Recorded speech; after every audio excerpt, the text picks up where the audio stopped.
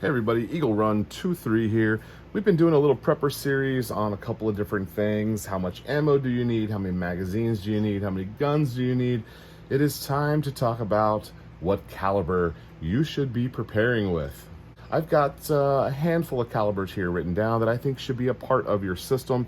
We're going to talk about them a little bit more and go into detail on those. But first, make sure you hit eaglerun23.com. We've got a giveaway going over there. There's going to be some cool stuff. I'll let you go check that out. But there's some cool stuff. It is the biggest giveaway I've ever done. And all you got to do to register is sign up for the email list. Person from the email list, all of the giveaways in the future will be chosen from the email list. So you're going to want to make sure that you are subscribed. We also have some exclusive Eagle Run 23 deals. I've been working hard with some manufacturers to get some cool deals for you guys. We're also going to have some promo codes, giveaways, all sorts, all happening on the email list. Go check it out. All right, so just a reminder that this is my opinion. I am a bit of a prepper. I am not a crazy person. I am not a hoarder. I just kind of come from a preparedness-minded background. So the first caliber on my list is the 22. This is the favorite caliber of most preppers.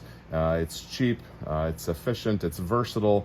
You can use it to hunt, you can use it to for defense, you can have fun with it. You can do all sorts of things with 22, and it fits in really well with a preparedness-minded person because you can stack it pretty deep, pretty quick for pretty cheap.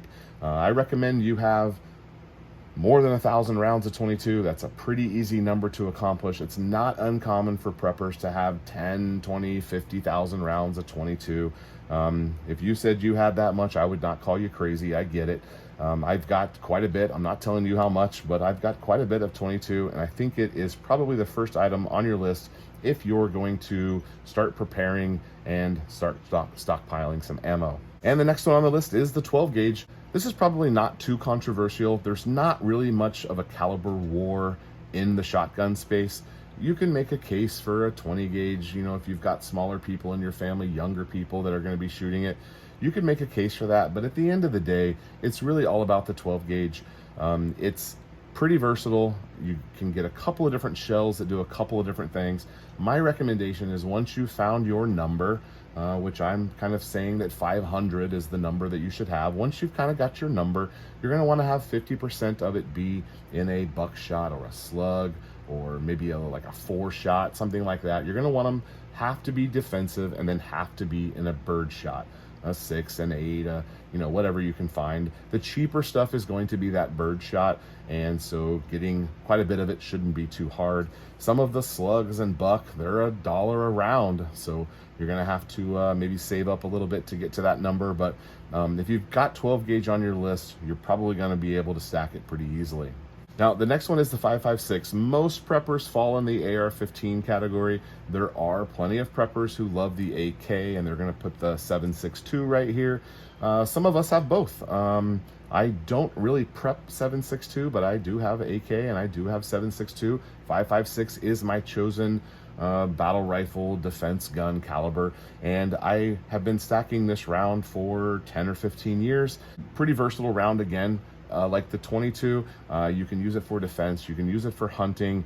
It's got quite a few uses. It's a NATO caliber, so some of those NATO rounds in general a little bit easier to find. So 5.56, number 3 on my list. Let's go to number 4.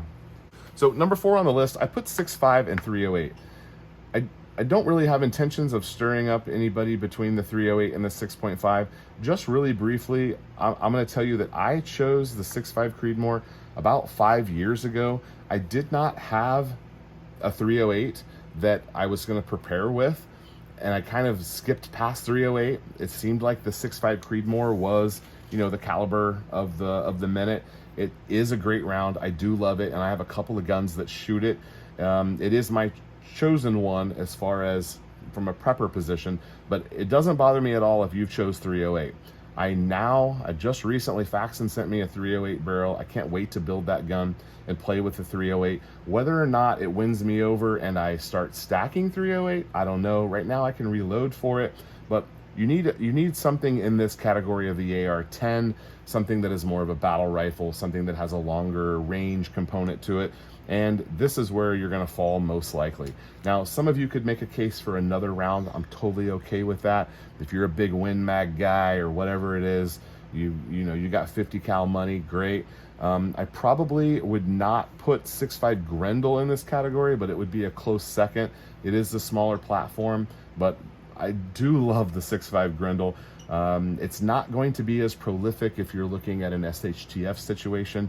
You know, you're going to be able to find a lot of these everywhere, and if you have a gun that shoots it, these are going to be what most people have, which is why I kind of fall in that category on a lot of these decisions. It has to do with kind of who won the caliber war. So if you've got something different here, that's fine. Have something that is a larger, longer range component as a part of your system. For me, that's the 6.5 Creedmoor. I do enjoy it. I do like to reload for it. And we're shooting out to 1,000 yards with it right now, and I'd like to go even further very soon. And no surprises here at the bottom of the list. Could be first on the list, the 9mm. It is, again, prolific, versatile, cheap. Even when we had a hard time finding ammo over the last couple of years, you could still find 9mm. You could not find, you know, 380 and 40 cal and 45. They were not as easy to find. And yes, you did have to pay for it, but at least you could buy it. And even still to this day, there's more 9mm on the shelf than there is anywhere else. I left an M off. There's more 9mm on the shelf than there is in all the other calibers. You can get self-defense 9mm, you can get training 9mm. Go back and watch my video about how much 9mm do you need. I have 5 favorite calibers. I'd love to know if you differ somewhere. I always think it's interesting to discuss this, and I thoroughly enjoy it. So hit me up in the comments. Make sure you go to eaglerun23.com, get signed up for the giveaway and the email list. And thanks for watching. We'll see you on the next video.